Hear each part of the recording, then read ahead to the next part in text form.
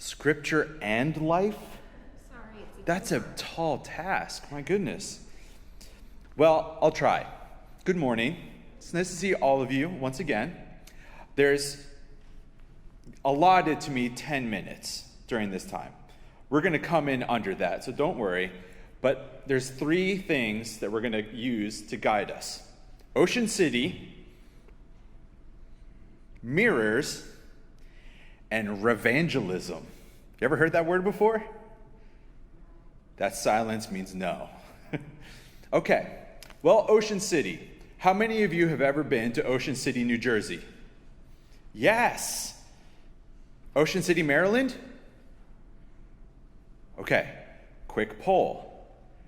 Raise your hand if you think Ocean City, New Jersey is better. Oh! Raise your hand if you think Ocean City, Maryland is better. Oh, that wasn't quite 50-50. Some people don't really have a preference? No? Ocean City, New Jersey means a lot to me because my family, we would go there in August, and we would always get a tub of Johnson's caramel popcorn, and we would finish that within the afternoon. And that caramel popcorn, it hits the spot, doesn't it?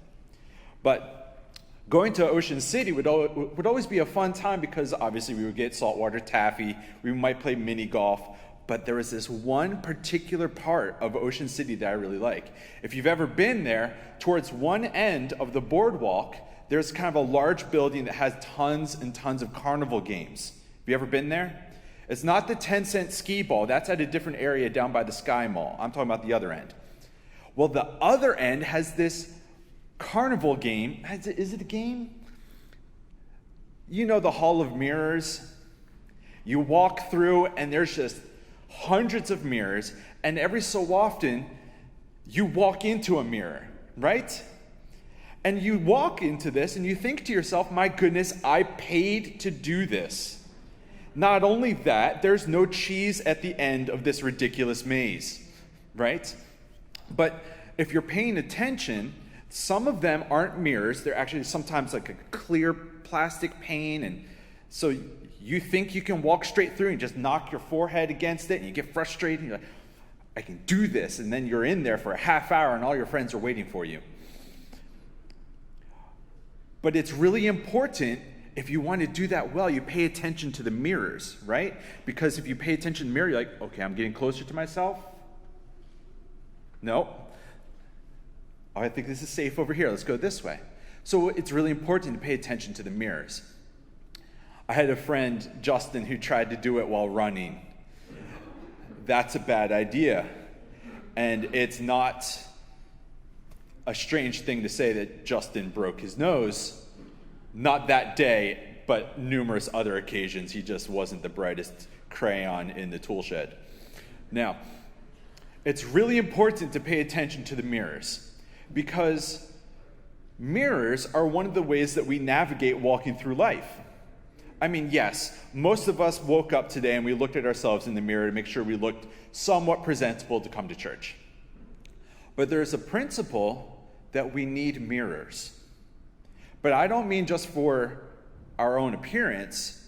We actually need one another. We need mirrors because a good person reflects back to us whether or not we are good persons. And so it's really hard to grow and to develop if you're alone on an island by yourself. That's why that question of can you be a Christian alone on the island doesn't quite make sense, because we need mirrors. We need people around us to reflect back to us if we are living like Jesus. We need to pay attention to the mirrors. Now, last part. So we did Ocean City. We talked about mirrors. Let's talk about this word revangelism. It is true. Statistically, every next generation is less interested in church stuff. But I think we should flip the script. I think we should flip it around, because sometimes us older folk tend to get angry at younger folk. Why don't you like Jesus? Why don't you come to church just like us? Why don't you want to read the Bible just like us? Well, maybe we should switch it around. Because if you ask me, maybe young folk are leaving the church because when they reflect back to us what we're doing, they don't really see Jesus.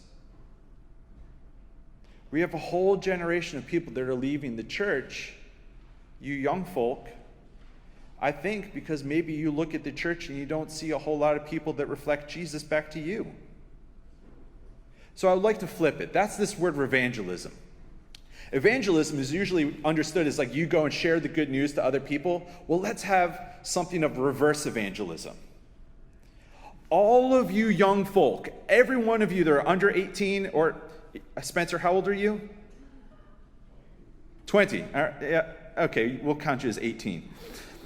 Now, all of you young folk, middle schoolers, high schoolers, college-age people, all of you have a very important gift. I'm so glad that you're here because you have the ability to reflect back to us adults if we're looking like Jesus to your generation. Revangelism. In this passage, 1 Timothy talks about having our faith be fanned into flame.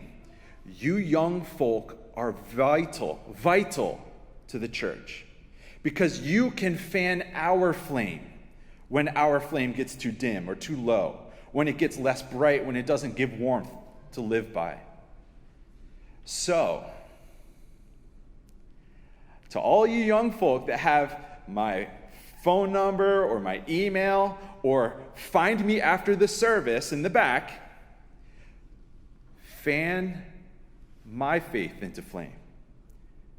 I'm actually inviting you, do some revangelism and tell me if you think older generations are doing a good job of reflecting Jesus to your generation.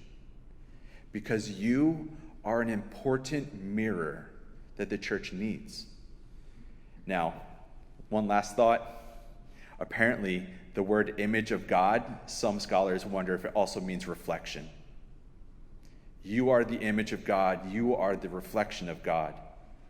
So please, be the mirror that our church needs. We love you. May God be with you. Grace and peace.